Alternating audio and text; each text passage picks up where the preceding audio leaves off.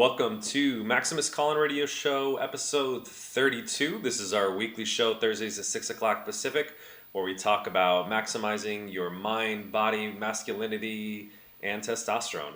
So if you have any questions about optimizing your health, your hormones, or even your relationships, I am a licensed clinical psychologist, and while I'm not providing psychological or medical advice on this show, I'm happy to help you think through and coach you through whatever questions that you have. So we like to do a Q&A format. I always prioritize members of our Alpha Squad on our Discord and any folks that are willing to ask live questions.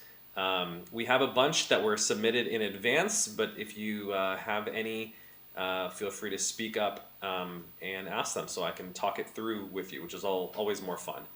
We always start every show with a weekly unpopular opinion, as I like to share on Twitter. So this week's unpopular opinion is that social media is more harmful than helpful. I just recorded a podcast with Dylan Benyon, who is the CEO of MindBloom. It's a fellow telemedicine company. They prescribe ketamine as a form of psychedelic psychotherapy. And it was really fascinating for someone who grew up and works in tech. He was actually talking about, and he actually worked in a social media company before his current company, that he basically uses an old Android phone. It's literally black and white, so he has no colors, and he has no social media. He doesn't even check his work email on his phone, and he does that very intentfully and mindfully because he knows how harmful it is. And so his quote was, to quote the great Notorious B.I.G., I know better than to get high on my own supply. And that's a common refrain that you'll hear, maybe not in Biggie's words, but amongst people in the tech community.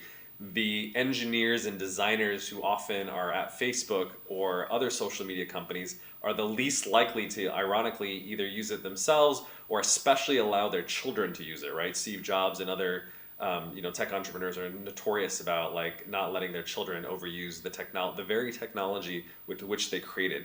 So if the folks who are you would argue most knowledgeable about social media are reluctant to overuse it themselves, and especially on their children because they're worried about the effects that it has on our brain, I think that does make us, should make us cautious about what it's doing to ours.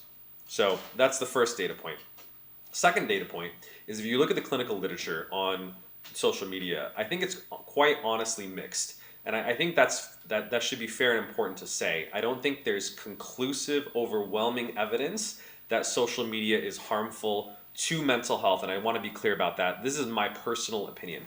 And I'll tell you why I find clinically, so this contrasts the research, clinically I do not find that to be the case. Now, I particularly work with Silicon Valley CEOs and VCs, so this is not a normal or representative sample of the human population, but they're folks like Dylan, and most of those folks are not as stringent or restrictive as Dylan is. They live on their phones. They use it all the time.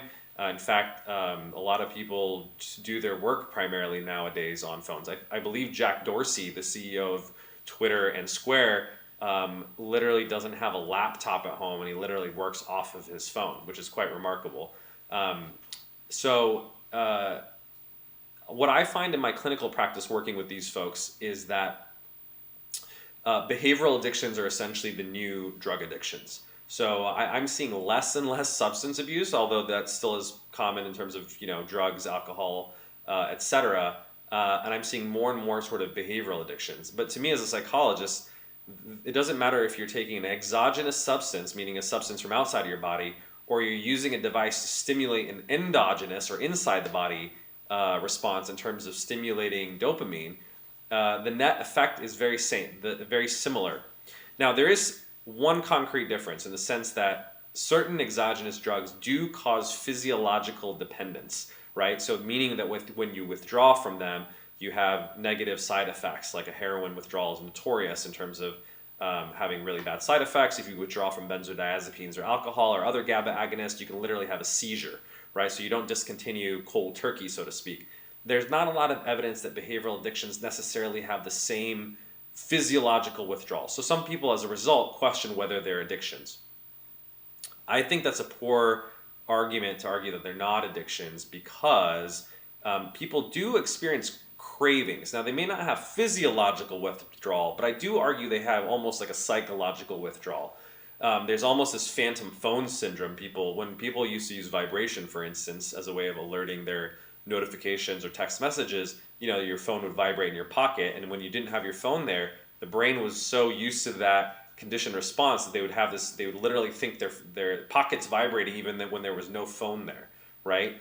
And so I do think there is this psychological conditioning that happens, and you can have what is akin to a psychological withdrawal or craving that comes from excess social media and phone use. So I think that's an important thing to note.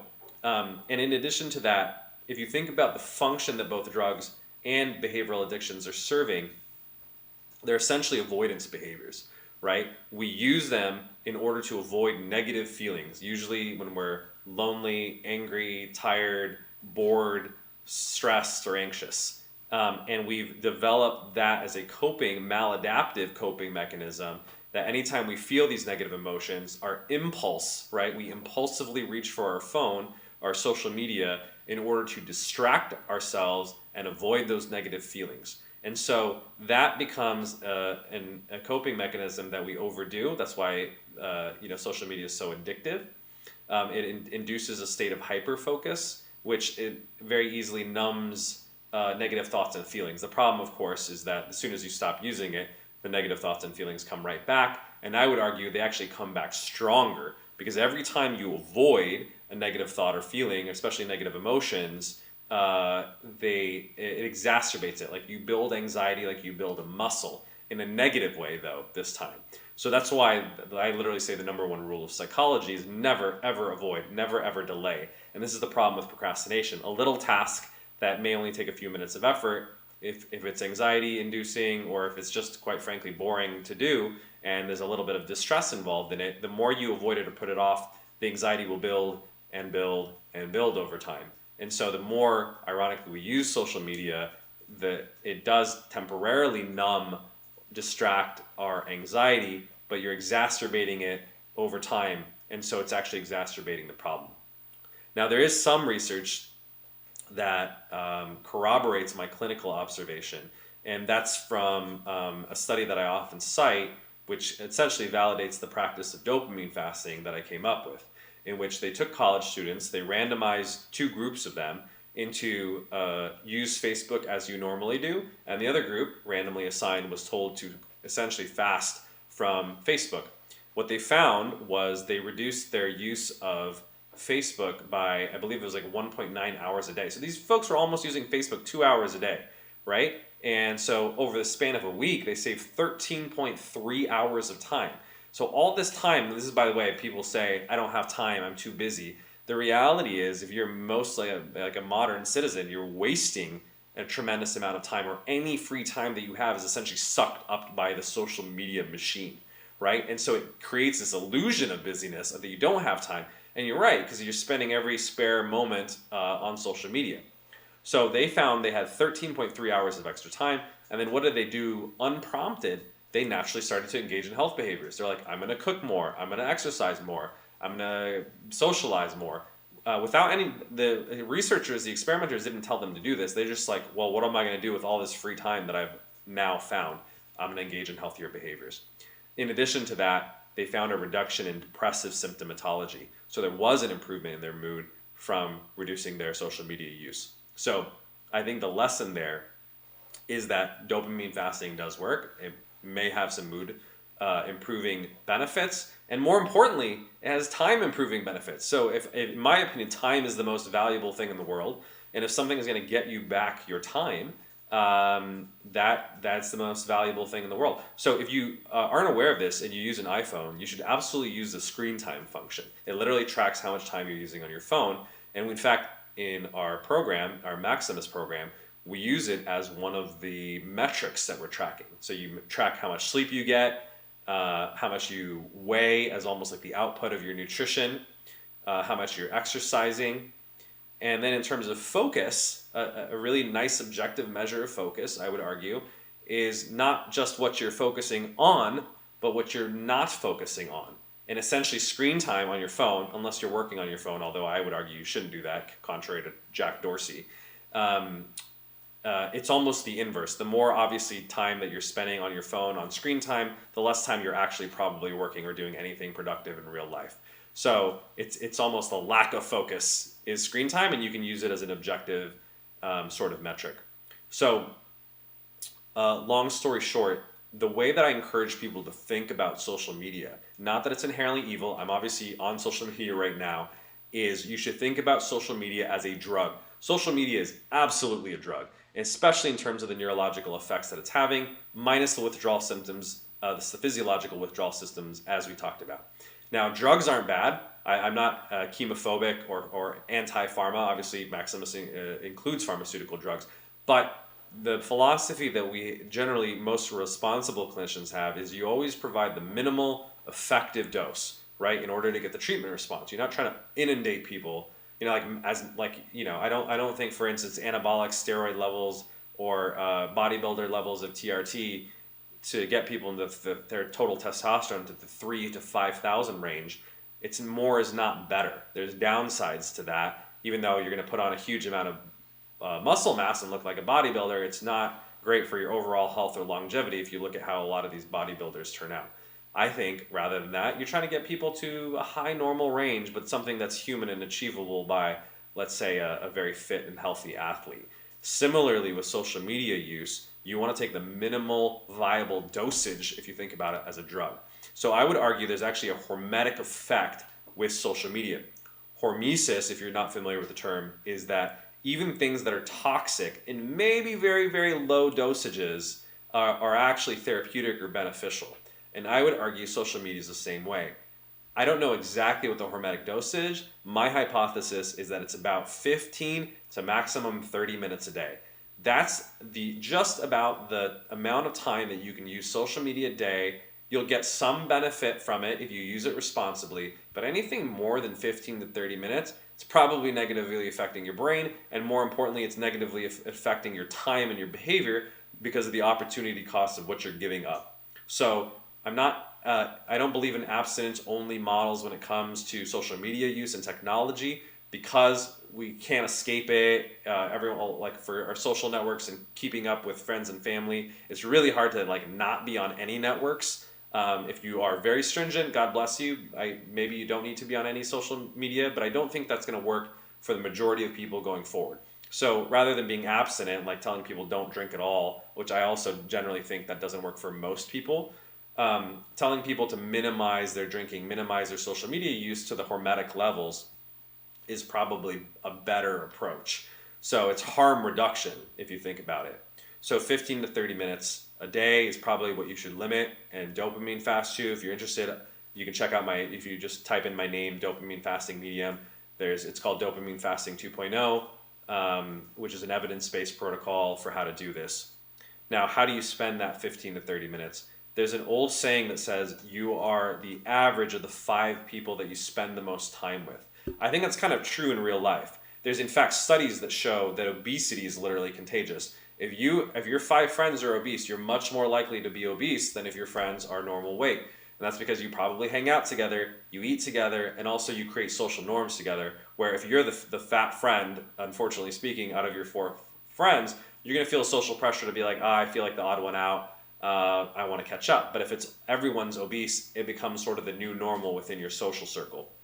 I think that same principle actually applies online, which is I think you are the average of the 5 influencers that you follow the most on social media. So I would actually encourage people to be to curate essentially the people that they follow, because you should think about influencers essentially, those are your role models. In fact, they're almost like the family that you choose. Jordan Peterson maybe is like the wise father figure that you wish you had. I try to embody sort of a brother figure or archetype in terms of what I put out there. And whatever your needs are that you're trying to get met by following someone, you should think about an influencer as someone who's putting you under the influence, right? And under the influence is meaning like alcohol or drugs. And like I said, social media is a drug. So you want to be very careful about how much you consume and also the quality, right? Are you going to be drinking some bootleg moonshine that was produced that's probably toxic? No, that's a shitty way of consuming alcohol. If you're going to consume alcohol, at least have some good stuff, maybe some high quality red wine or something that it's worth the damage, essentially, right? So I think it's the same thing with social media. You know that it's probably damaging in any more than 15 to 30 minutes a day. So be very picky about who you follow. It should be someone who's uplifting, inspirational, a good role model. Would you want them to like be your god, parent, or like take care of your kids, or if their kids are watching them, are they a good role model for them? I think that's your useful heuristics, your rules of thumb. Do you feel like you learn a lot from them, or are they just repeating stale, messages over and over again that you agree with, but you're not like learning or growing or being challenged by that person? By the way, this is a huge phenomenon I see on Twitter. There's a lot of like bodybuilding, fitness folks that have kind of hacked the algorithm. They know exactly what to say to get a lot of retweets and likes, but it's nothing interesting or novel. They're just like, oh, you know what? Like, don't eat carbs, go lift weights. You know what the best therapy is? Hitting the gym. And they're like these sayings that like most people like and agree with if you're inclined towards that direction. But are you actually learning or getting anything new other than liking and validating your own beliefs? Not really, right? You should have people that push you to be thought provoking. And that's why I literally start out every single one of these weekly radio shows with a weekly unpopular opinion, because I like to push the boundaries of convention.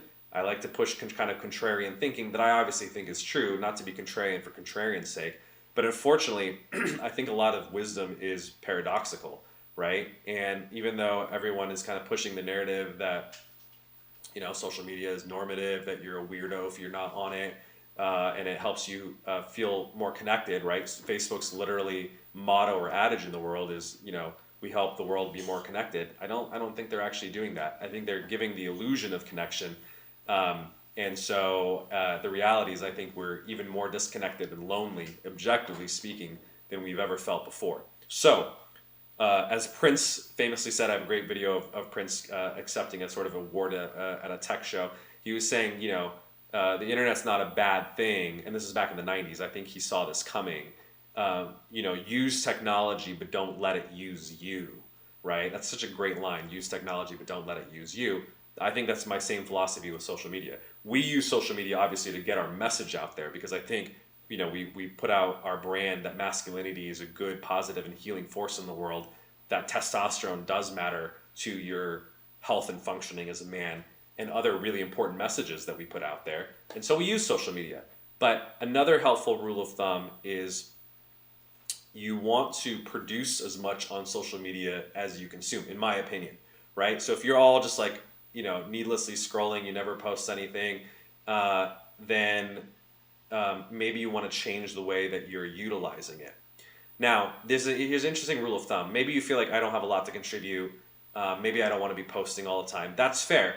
But if you're trying to think about it as almost like a 1-to-1 ratio, what that means is, fine, if you don't want to post a lot or produce a lot, that's great. But that means you have to cut down your consumption too, right? In order to balance the two. So the onus of responsibility comes on you. So if you think about it, it's very easy to passively consume, right? Like Netflix is the best example. You just turn it on and it auto plays, and you can literally spend all day, every day, just being a passive consumer of Netflix. It takes zero effort, and it's so stimulating that imagine trying to pay attention in a classroom for 12 hours. You can never do that. But you can absolutely watch your favorite series on Netflix for 12 hours straight. People binge watch Netflix all the time. So passive consumption is so easy, it's so addictive, it's such a stimulating drug that there's no almost effort involved, right? And so production, however, is effortful. You have to sit there and be like, what am I going to write? What am I going to tweet? I got to take a picture, I got to take a video, I got to post it. It's effortful. And production is it's much more difficult for it to be addictive. Now, it still can be addictive. Obviously, influencers can be addicted to the validation that they get from producing and posting. That's its own problem. But it's a useful rule of thumb to try to make your consumption effortful and say, if I'm going to read one tweet for every tweet that I post, or I'm going to watch one video for every video that I post, it's either going to get you to post more, or in my opinion, because of inertia, it's going to get you to consume less, right? Which is like the goal. As I mentioned, you want to take the minimal effective dose, the hormetic dose, 15 to 30 minutes a day maximum, in order to reduce, quite frankly, the damage that's happening to yourself and your brain from social media use. Just like alcohol. Like generally speaking, the newest guideline and recommendations, we talked about this in the last show, you shouldn't be consuming more than a drink a day. And even then, there's really no amount of alcohol that's safe. So I would argue it's the same for social media. You shouldn't be consuming more than 15 to 30 minutes of social media a day, and there's probably no amount that's safe, just almost like alcohol. But if you're going to consume it, really focus on high quality content, follow the influencers, the 5 influencers that you think are the best role models, surrogate family members almost, that you care about. And obviously you can use it in other ways. Like if you're just using messaging to keep in touch with friends and family, that's fine. I think that's a little separate than social media use. That's just messaging and communication. I'm talking about the consumption of content and news feeds in particular. So anyway, that is my weekly unpopular opinion. Use technology, don't let it use you, and think about social media as a drug. And so not that drugs are bad, but you want to be very thoughtful and about your drug use in using the right drugs in the minimal dosages that get you the most benefit with the least amount of cost and side effects. All right, folks. With that soapbox aside, let's get to questions. We have a question. Hopefully they're online. They can. Hi, Doctor.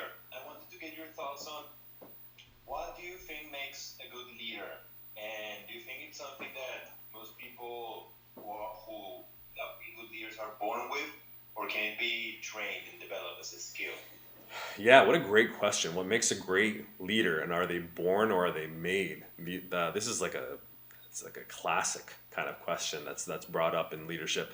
I'll give you my opinion, my subjective opinion on this.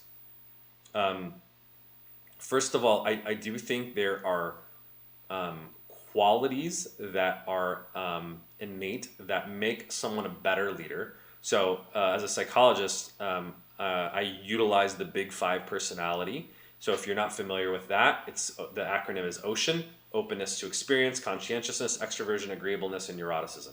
So let's talk about from a psychological framework, what are the traits? And I'm sure there's research studies on this, and I'll look it up afterwards, but I'll tell you just my subjective opinion of what makes a good leader. So openness to experience is actually very important as a leader, especially if you're a leader of a company, because openness to experience, generally founders of companies, because I work with them as an executive psychologist, tend to be very high in openness to experience. And the reason is you need to see the future, right? You need to have a vision for the future that's not there yet, and you believe you're going to make that into reality. So you need to have a deep analysis of a market and a vision for why you think you can do it better. And so as a result of that, imaginativeness, creativity, being in touch with your emotions, those are the subfacets of openness to experience. And I think that's actually very important. Second, conscientiousness. Conscientiousness is the best predictor of professional success in academic and your career. And I do think it's important as a leader to be particularly conscientious. Now, the caveat I will add to this, and I've talked about this in some of my writing, is the visionary type of leader. Think about a Steve Jobs, right? They tend to be very high in openness to experience. They're not often very high in conscientiousness. There seems to be a little bit of a trade-off. There's rare people who are very high in openness and very high in conscientiousness. It's usually one or the other. And so if you are more of a high openness to experience / visionary founder, you really want to find a conscientious COO, Chief Operating Officer, or Chief of Staff, or CTO. And Steve Jobs, who did he find? Steve Wozniak, who is the brilliant technical counterpart to him. And you'll see this a lot. It's in a lot of great technology companies, it's these duos, right? It's the genius visionary and the very conscientious builder, and they make a great dynamic duo. Extroversion, introversion, I don't think predicts success as much, but I'll tell you a little anecdote. You need to be somewhat charming or influential as a leader, right? Great leaders are often very inspirational. They're great salespeople, whether or not they're literally doing sales. If you're obviously recruiting people, you're getting people to buy into your mission, and that is sales. And so I do think introverts can make great leaders, but they have to learn to become what I call pseudo-extroverts. So Brian Little, who was my personality psychology professor, talked about this, and he explained this through an anecdote that he shared himself. So Brian, and I might have mentioned this in previous podcasts, had a perfect 5.0 out of 5.0 rating in the Harvard Q Guide, which is like the professor rating system. That's kind of like Rate My Professor. And he charming professor, 500 people, oversubscribed class. Half the people weren't even psych majors because he was such a dynamic, amazing lecturer. And one day when he was talking about introversion, extroversion, he was like, I have a secret to tell you. I'm an extreme introvert. And everyone kind of like gasped. And they were like, what are you talking about? You're so funny and charming and witty and we love your class. You're not an introvert. And he's like, no, I realized that in order to be an effective teacher, and especially to get 500 people to pay attention to me instead of Facebook, as we were talking about, I have to be witty, charming, funny, and entertaining. And so he's like, I learned to be that in the pursuit of my personal goal and project to be effective. But I'm an introvert, and that doesn't change the essence and core of who I am. And in fact, out of the big five, I would argue introversion, extroversion is the most neurological or genetically based of the big five. So he's like, I would in fact get so overwhelmed after lecturing for an hour, I'd have to lock myself in the bathroom and I couldn't talk to anyone after class because that's how introverted I was. And he's like, I'm better now, but to this day, I still lock myself in my office and I can't have office hours for a few hours. I have to read or write and just have my quiet time in order to enter what he called my restorative niche, right? So he's like, introverts tend to burn out unless they go recharge their batteries and find a place, a restorative niche to do that. And that was his advice to us. He's like, Harvard students score as slightly extroverted. And it's a conundrum because introverts are much better students, right? They can buckle down and study. So he's like, why are you, the best students in the country, so to speak, slightly extroverted? He's like, you're not. You're faking it. Because the system, unlike other countries like India and China and Iran and Japan, where you have your college entrance is just based on the results of an exam, in the US it's holistic. Are you the captain of the track team? Are you the president of Key Club? Right? You have to exhibit leadership qualities. And so you learn to do that even though you're really introverted in order to bulk up your applications and get into Harvard. And he's like, you're going to be the future leaders of the world, but you have to...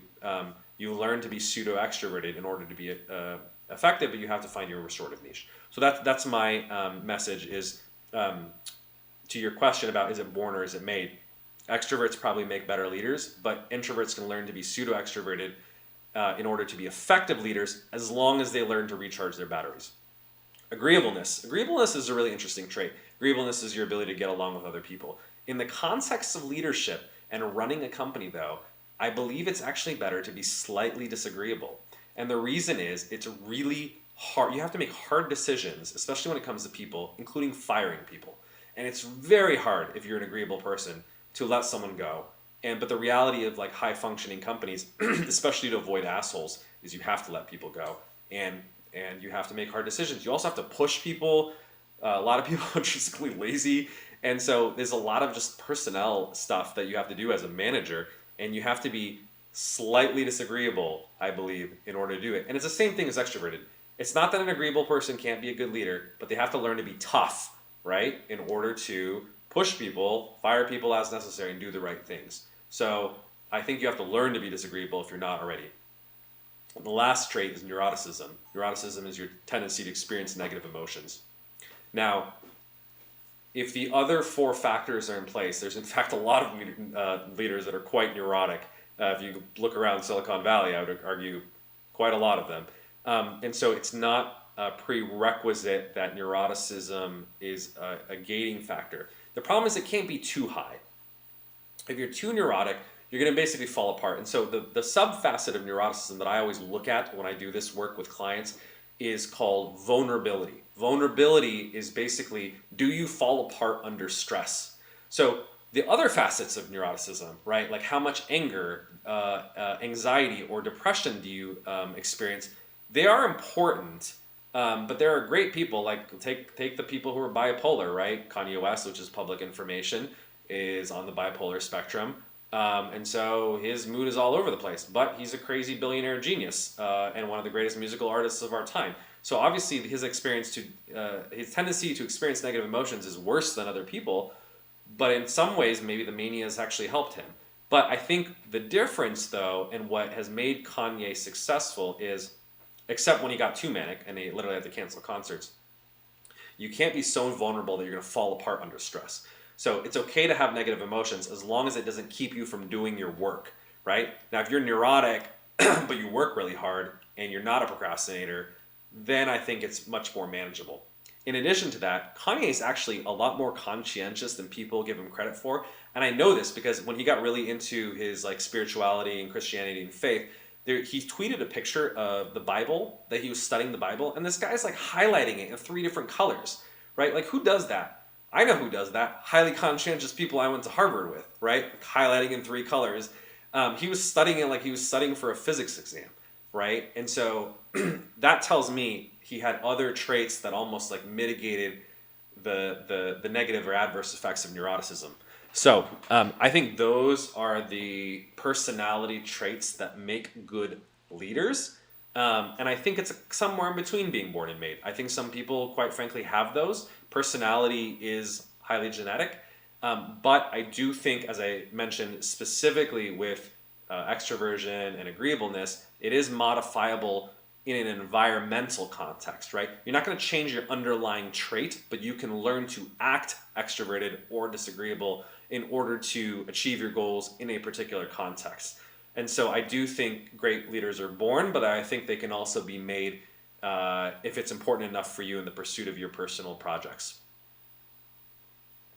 Thank you, doctor. Especially the part about extroversion and introversion really seems interesting to me, since I myself think of myself more as an introvert that has trouble speaking in public or being in large gatherings of people for extended periods of time. Right. I said I need time for myself to reset.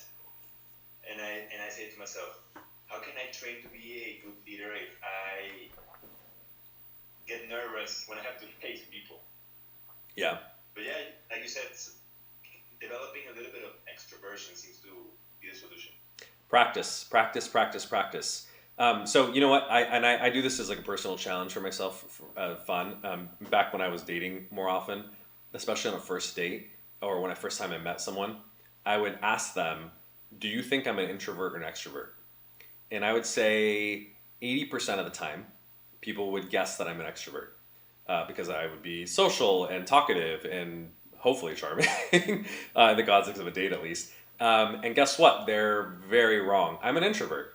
And it's the same thing, but I, like other Harvard students, learn to be pseudo-extroverted because obviously if you want a date to go well, especially as a guy, you probably have to do a little bit more of the work. You should be a little bit funny. You should be charming. You should have some liveliness and spirit to you, right? And in fact, I was hanging out with a friend the other day, and I asked them this question just for fun, and they literally didn't believe me. They're like, "No, you are not an introvert. You like to talk. You're so sociable, blah, blah, blah." And I was like, exactly, I learned to be, right? And it's not that I'm faking it. That's the important thing I want to emphasize. It's not inauthentic. I actually enjoy, and by the way, introverts do enjoy social company. The difference is like, does it drain your batteries or does it charge your batteries?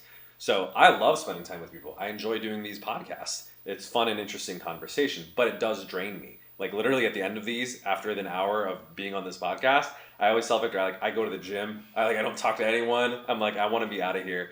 So yes, it's definitely possible, and I'm a shining example of it. I'm an introvert who seems very extroverted because I've learned to be because I care.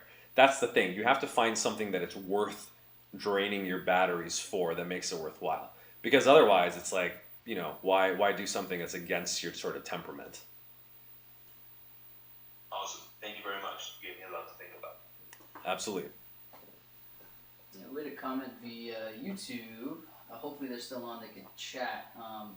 This person just put in a comment. Sometimes I avoid to do eye contact. It makes me feel odd and uncomfortable. Yeah, this is a good point. I actually struggle with this too, and I probably if you guys watch me, I occasionally forget to do it. There's a lot of reasons for that. I think if you're on the autism spectrum, eye contact is not innately comfortable. It just may be something about the disorder that it's not innate. And I think you realize this when you hang out in Silicon Valley. A lot of people do not make eye contact with you because a lot of people are on the spectrum. That's one. Two, if you have social anxiety or social phobia, it's kind of intimidating to make eye contact with people because, people are looking at you, right? And so that really is something that can be overcome with practice. The hard part is just recognizing that you're doing it. I don't think a lot of people are aware when they avoid eye contact until other people point it out to them. But if you kind of keep it in the back of your mind of this is something that I'm trying to practice, right? When I'm out with someone, I'm going to try to maintain eye contact. Now, don't be like weird about it and like stare unnecessarily. There is natural breaks in eye contact that happen, but you can, if you have someone who's friendly with you, right? Like maybe you don't want to do this on a first date, but if you have a friend that you're safe with and say, hey, look, I'm trying to work on improving my eye contact.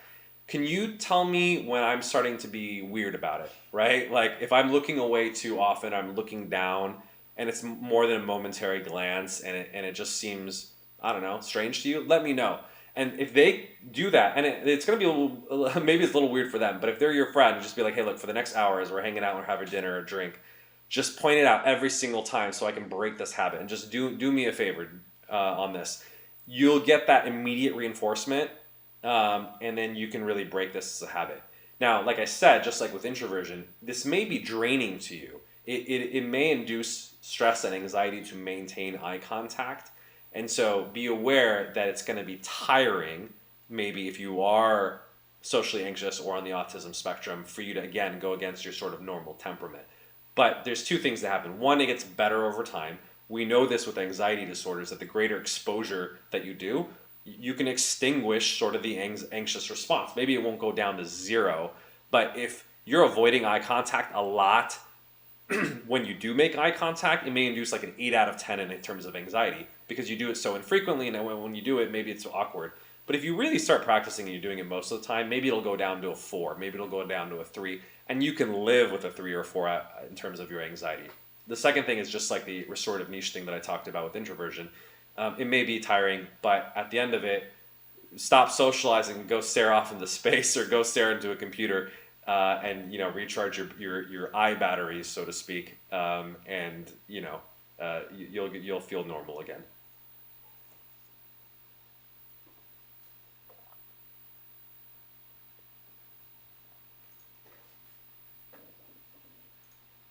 All right, other folks, if you're on thanks for all the folks who are listening on Twitter Spaces. If anyone wants to chime in and ask any questions, feel free. Otherwise, I got a bunch of questions that people submitted that I'll answer. I'll talk about.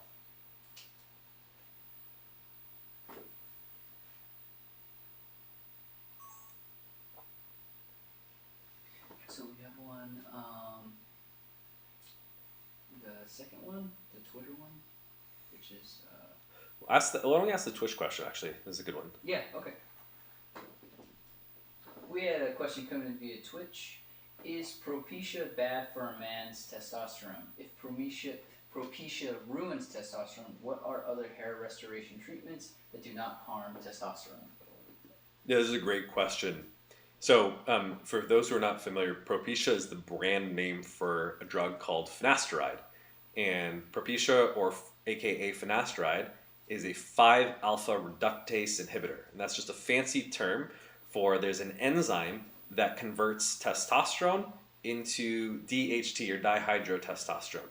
So, if you block the conversion of testosterone to DHT, what happens? It actually slightly increases testosterone. So no, Propecia is not bad or does not ruin testosterone. In fact, it slightly increases it, not by a lot, right? So people don't use Propecia or finasteride as a testosterone boosting treatment. I don't know how much it increases. I'll have to go back and look at the literature. I'm guessing around, 10%, 15%. So it's not adverse or harmful to testosterone. In fact, it's probably going to increase it just a little bit.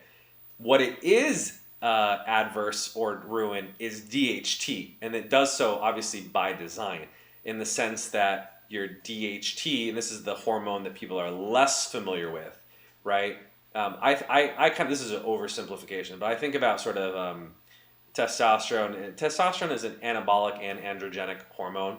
DHT is more androgenic. Androgenic is like the aggressive kind of part of masculinity. It's where, like body hair, your beard growth, your deep voice, those all, like oily skin, those all come from androgenic effects or side effects. It is like the masculinizing sort of hormone. So when you take Propecia or finasteride, your DHT levels plummet. Now the reason that they do that is they believe that DHT is harmful to the scalp, and it interferes with the hair growth cycle and contributes to androgenic alopecia, also known as male pattern baldness. The problem, however, is it doesn't just block it at the level of the scalp, and even if you try the topical finasteride or Propecia that Hims and Happy Head now sell, it's complete bullshit because it gets absorbed into the scalp and absorbed into your body. I've in fact tested this myself. I've taken 1 milligram of finasteride, which is a standard dosage, and my DHT levels went from the 50s down to like 10 or 12, right? Which is like sub-physiological. It's like below normal. When you use the topical form, I was like, oh, I don't want to do that to myself. Let's just use the topical form so it only goes on your scalp, and that's what they claim, right? Guess what happens when I did a blood test? Went down to exactly 10 or 12. So topical, oral, it all absorbs into your system. It plummets your DHT. But I think if you care about your masculinity and feeling good, you don't want sub-physiological DHT, right? It's literally what gives you your aggression and your drive. And so I don't think systemically reducing your DHT long term is quite frankly a very good idea. And so that's why we're working on something that doesn't block 5-alpha reductase. That's good for hair and beard growth, and we'll talk about that at another time. In the meantime, you can use minoxidil or Rogaine. That's over the counter.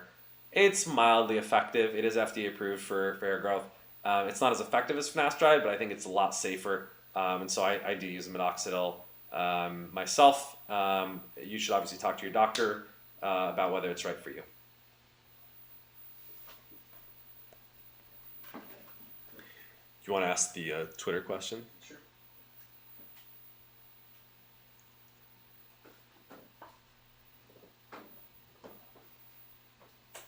Sign me up.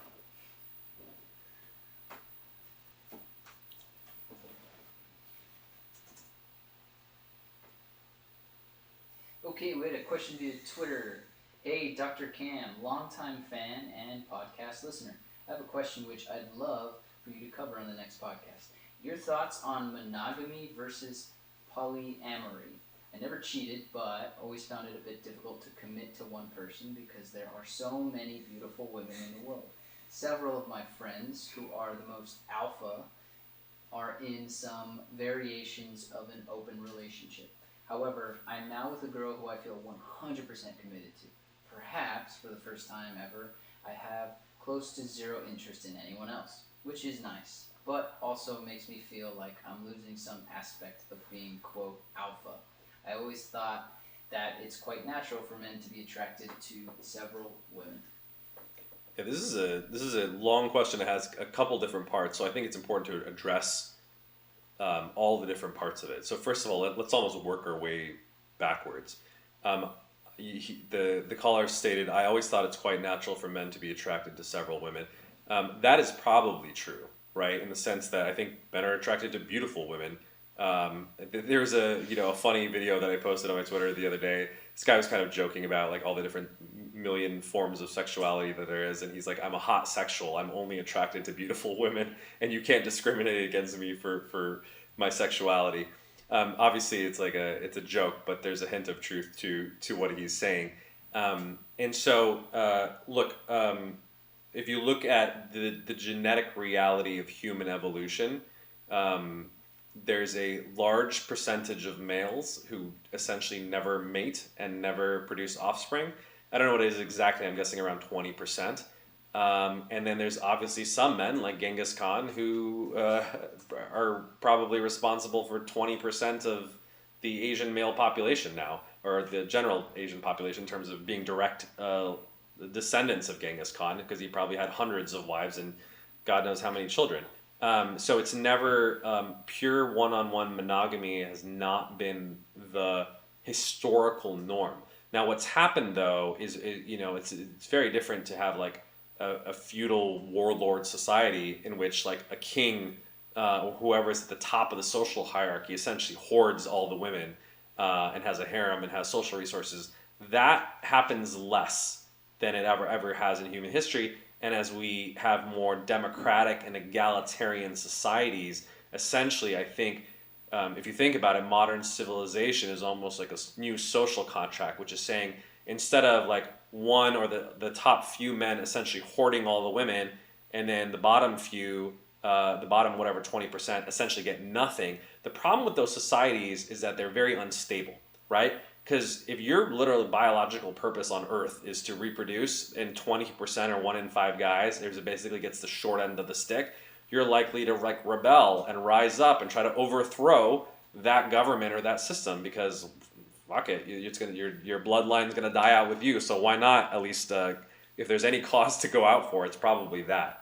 So that's why those societies were often very brutal, right? And it has to be almost like an authoritarian warlord that can try to maintain that kind of hypergamous, polyamorous kind of society. What we find is monogamous kind of based societies where the majority of men do have the opportunity to successfully mate if they wanted to.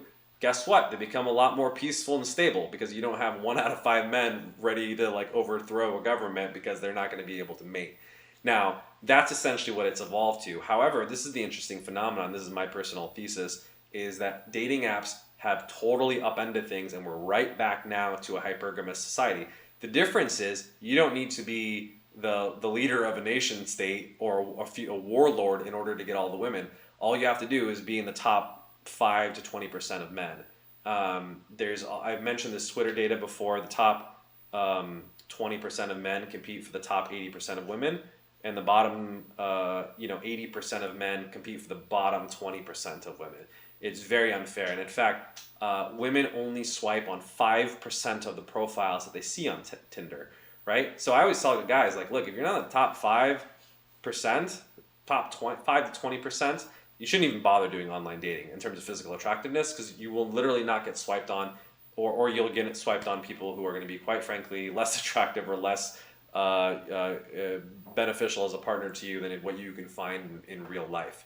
So I think we're kind of back to a hypergamous, almost polyamorous society. And what's happening, and we know this with the statistics, there was a poll that was asked about like how many people have had sex in the last year. It hasn't changed that much for women, but it has decreased for men, right? I think like 20% of men have not had sex in the last year who are under the age of 30, I think, if I'm getting it right.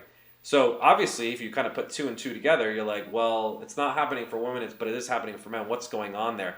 It just means that we're going back to a state where, if you want to use the term alpha, males are sleeping with more women, right? That 5% that's getting swiped on Tinder is definitely sleeping with more than one woman. He's probably sleeping with like 5 women, right? So that guy, we don't need 100% of men. Like, there's not a 1-to-1 ratio, right? So if you think about it, like if 5% of men are even sleeping, let's say, with 20 women, right? For every 100 women, you only need like 5 guys, assuming I did that math correctly. And that's kind of the state of society today. At least in terms of like online dating, I would say. So all that being said, that's kind of the natural tendency of what tends to happen. And so I'm not surprised when you say several of my friends who are the most alpha are in some variations of open relationships.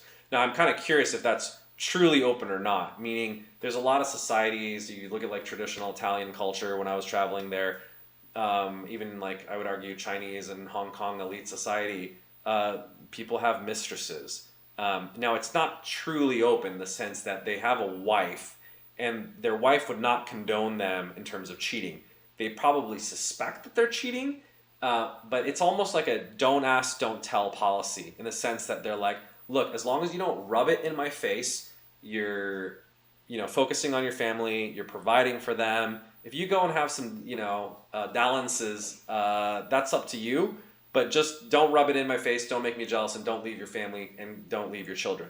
So it's almost like a begrudging tolerance that a lot of women will do because they love their husbands and they don't want to give up on them. And so if you listen to folks like Kevin Samuels on Instagram, he talks about this. He's like, if you're a high value man, he's like, you're likely to have multiple options and you're likely to exercise them. And so women are often unrealistic in expecting a man to be, quite frankly, monogamous or faithful if they're very, very high value, because essentially a man is only as faithful as the number of options that he has. Now, I think Kevin may be a little bit cynical. I don't fully agree with that. I do think that even if you're a high value man, whether you want to use the term alpha, you can choose to be monogamous, regardless of whether it's your nature, right? Like, I do think we're far enough evolved as human beings that we're not just biologically deterministic.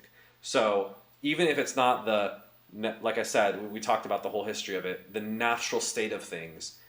If you are 100% committed to your partner, and that's what you said, you really love this person, and you have not made that arrangement. Now, if you and your partner make a choice to have an open relationship, I believe in honesty about it. Like, if you want to do that, communicate that with them and see if they're open to it. And if they are, then, God bless you. I don't think there's just one way to have a relationship if it honestly works for you.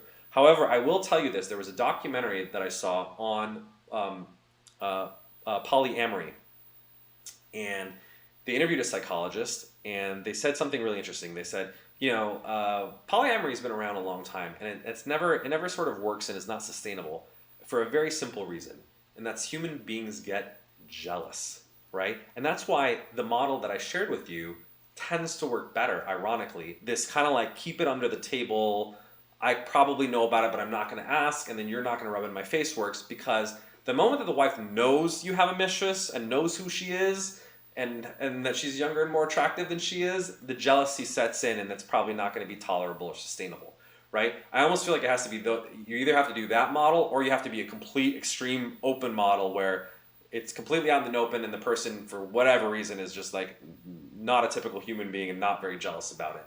But it's really hard in reality to sustain. So I actually think monogamy is more likely the ideal state for modern evolved men, and especially if you want to maintain a long-term committed relationship. So like, you're always going to want to be attracted to maybe beautiful women, other women than your primary partner. That's fine, but that's your responsibility and choice, or whether you act on it. Just because you have the desire doesn't mean you need to act on it, right?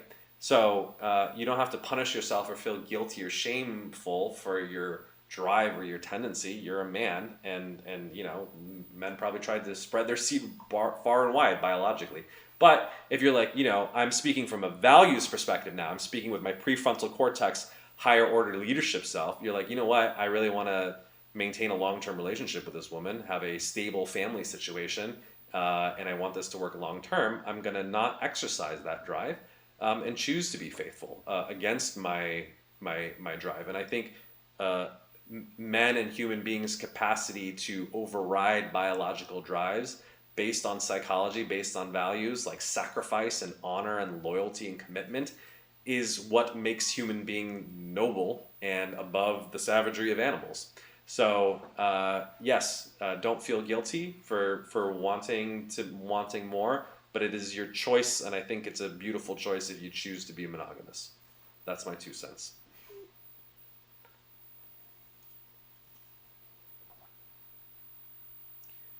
Do you want to ask the side hustle question? Yep.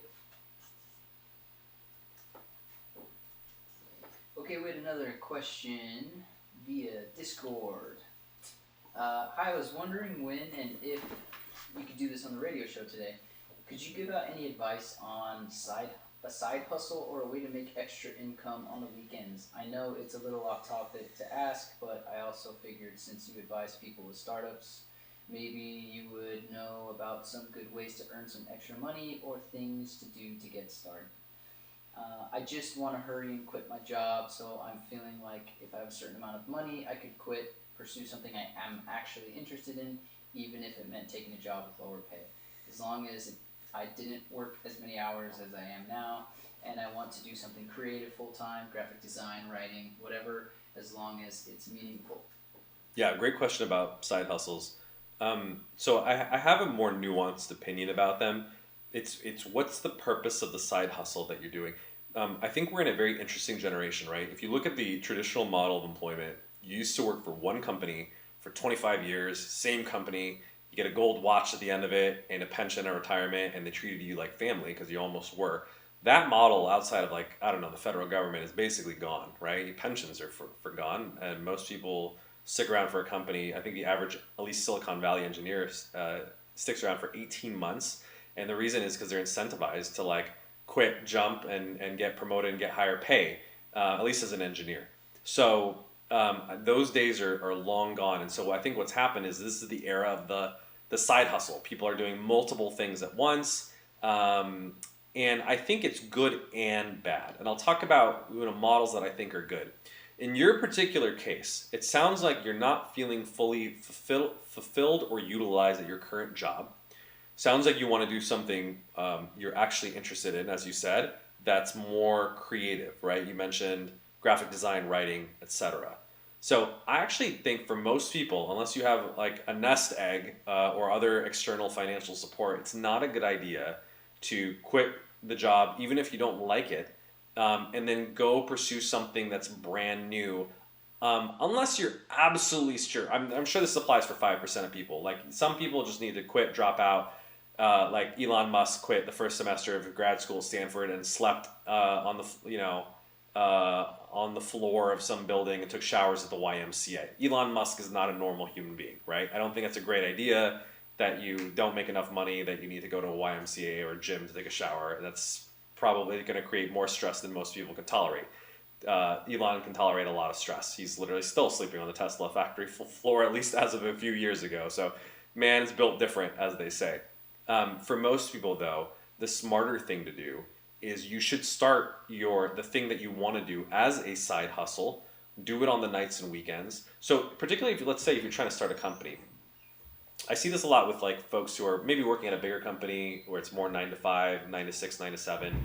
You have enough time, maybe if you don't have kids, to start something on the nights and weekends. Now, it may sacrifice all your other interests or hobbies, right? I wouldn't recommend sacrificing your sleep or your health for it, but you're going to be like, look, I want to become a graphic designer. I want to become a writer. So I'm going to spend my nights and weekends doing it. And you build it up on the side until you achieve the financial means to quit your full-time job.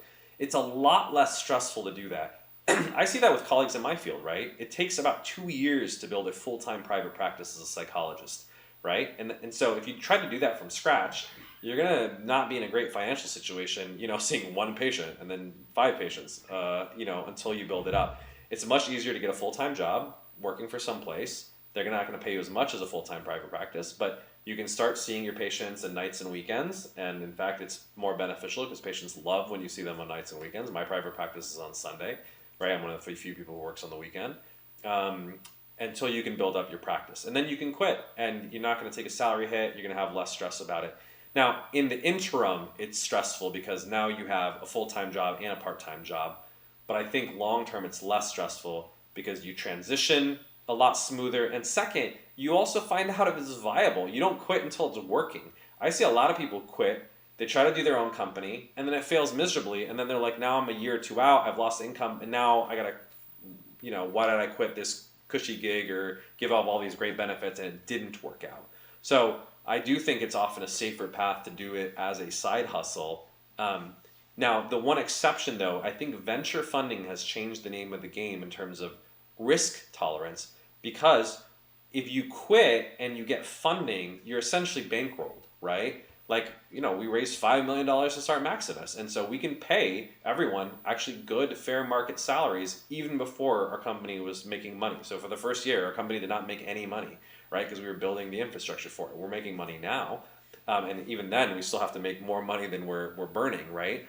But venture funding allows you to do that. And so if you're bootstrapping, I would say the side hustle until it's viable is a smarter way of going about it. If you're fortunate enough to be able to get venture funding, you're much more likely to quit because essentially someone is externally bankrolling you, and making it more possible for you to take on that risk. So that's kind of my philosophy. What I don't like in terms of side hustles is a lot of people who are piecing together multiple side hustles in order to make it work. There's some people who they just love doing multiple sort of things. You could argue I'm almost an example. I technically have 3 jobs. I'm the full-time CEO of a telemedicine company. I teach 1 hour a week as a clinical professor of psychiatry. And then I have a private practice on Sundays. Now, I don't need to do all that. I do it because I love it. And I also think it's beneficial to the startup, right? Like in terms of keeping my academic affiliation, my credibility as a clinical professor helps Maximus, and that's why I've always done it. And then the same thing, keeping my license active, like when I'm doing these shows and advice, like I'm a licensed psychologist that actively sees clients, so I still keep very sharp and up to date. I know what I'm talking about, right? And I can speak from direct experience, also beneficial to the company. But I don't have any illusions. I don't think you can, I don't like 50-50, by the way. I don't like people who are like, or like have a full-time job and a 20-hour-a-week job on top of it. I really think if you're going to do side hustles, it should be like 80-20 or 90-10 is the rule of thumb that I like to say.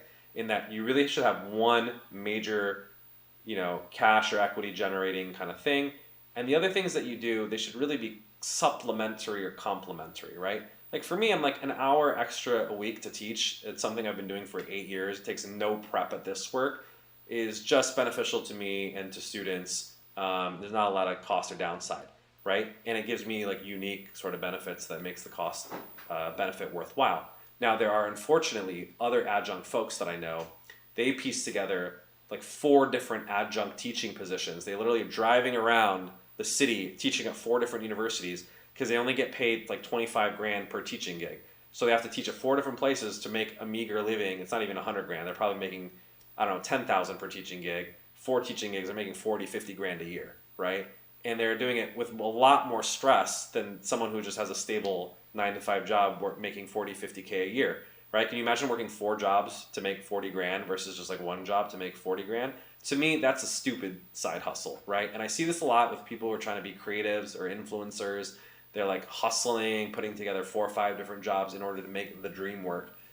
If you're, which I don't believe in. I don't believe in following your passion. I think less than 5% of people should follow their passion, and the few people that do should have an objective third party telling them that they're more talented than other people. If you want to be a singer, you better have people who are like, you're a damn good singer, and it's not just your mom and your friends, right?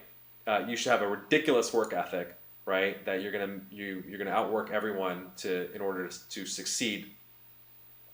You should really be realistic about sort of that path. So I don't believe in cobbling together a whole bunch of different things. I do think for most people having one main thing, and then you can go do your passion on the side, do it as a hobby, do it as a freelancer, go make a little extra money if you want, or to just fulfill your heart or your creative spirit, to go volunteer and to serve other people. Those are great side hustles because maybe what you get from your primary job is money and stability and feeding your family. That's great. That's noble. And maybe you do other things for, like I said, other values, right? And it fulfills those other needs, then you should do side hustles for those reasons. But kind of piecing together a whole bunch of things in order to make the stability and financial thing work, in my general opinion, is not a very good model. All right, folks, it is 7:05, so it was a great question, but it required a nuanced answer. Thanks to everyone who called in today on Maximus Call-In Radio Show 32. We had a lot of great questions today. We had a question about what are the qualities that make a great leader. I talked about the big 5 personality traits, and that leaders can be made, not just born, but it's a little bit of both. We talked about finasteride or Propecia and how it's actually not harmful for testosterone, but it is harmful for DHT, the other important androgenic male hormone, and why I'm not a fan of it. We had a question about monogamy versus polyamory, and how even though our tendencies may be to be polyamorous, we can choose to be monogamous if it's important enough for us to maintain a long-term viable, stable relationship. And then we finally also talked about side hustles and how they're a great way of starting a bootstrap company if you don't have the benefit of venture backing, or as an alternative means of fulfilling other values if your primary job is giving you financial stability. So awesome, great questions. You can feel free to continue the conversation on our channel on Discord. And if you have any questions for future radio shows, please DM me or Victor, and we'll make sure we get to it next week, Thursday at 6 o'clock. Thank you, everyone. Have a wonderful week.